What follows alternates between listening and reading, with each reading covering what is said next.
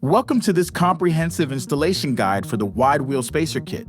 Whether you're working on an E-Ride Pro or Surron, this upgrade will allow you to run wider profile tires and rims without any chain interference. Let's start with removing the rear wheel. Locate and loosen the rear axle bolt. Then carefully pull the axle out. With the rear wheel removed, take off the rear sprocket from the wheel hub. Now install the rear sprocket spacer between your rear wheel hub and the rear sprockets. And torque the sprocket bolts to 20 Newton meters. Next, we need to remove the chain. Look for the master link clip and remove it using needle nose pliers.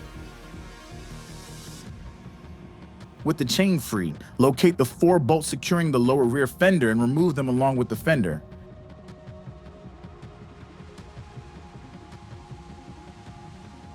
Now, we'll need to remove the rear shock.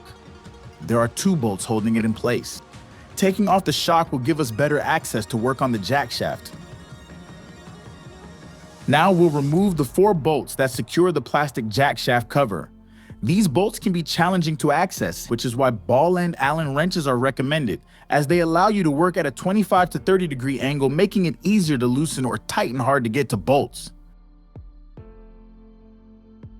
With the jackshaft cover removed, take a moment to observe the current jackshaft sprocket and compare it to your new one. Before we can remove the jackshaft, we need to loosen the belt that connects to the motor. Locate the 4 motor bolts and loosen them, but don't remove them completely. This will allow the motor to pivot freely, releasing tension on the belt.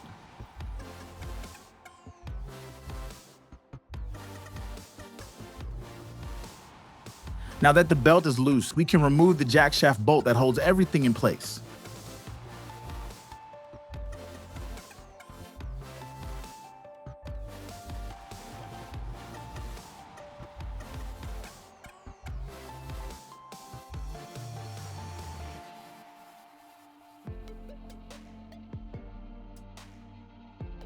Once that's free and the jackshaft is out of the bike, remove the 6 bolts holding the old front sprocket.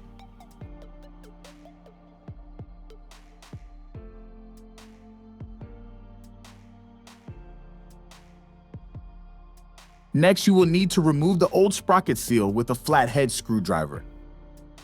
Then apply some grease to the seal and install it onto your new front sprocket using a properly sized socket from a ratchet set.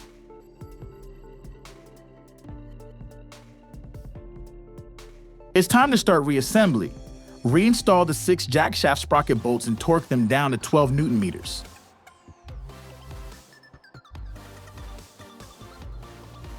Place the jackshaft back in position, making sure the belt is properly looped around it. Slide the jackshaft bolt through the swing arm and jackshaft.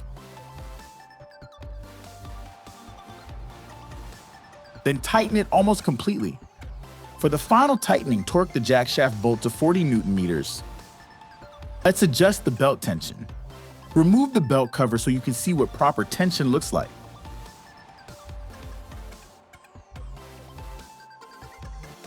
Using a flathead screwdriver, pry on the belt tensioner to apply pressure. The belt should move slightly with finger pressure, but shouldn't have excessive play.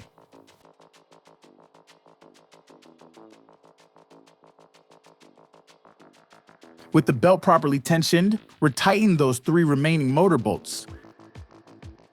We're in the home stretch now. All that's left is reinstalling the plastic belt cover, the rear shock, rear brake caliper, and the rear wheel. For the chain, we recommend using our premium gold Ripon Moto MX O-ring chain. Finally, reinstall the jackshaft cover and the bottom rear fender. And there you have it. Your chain now has proper clearance for those extra wide tires.